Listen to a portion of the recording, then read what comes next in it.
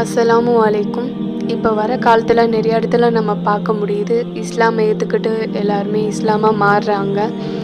நம்ம பக்கத்து வீட்டுக்காரவங்களா இருந்தாலுமே, சினிமாவில் நடிக்கிறவங்களா இருந்தாலும், ஒரு கிறிஸ்டியனோ ஒரு ஹிந்துவோ யாராக இருந்தாலுமே இப்போ அவங்க இஸ்லாமை ஏற்றுக்கிட்டு வர்றது நம்ம பார்க்க முடியுது.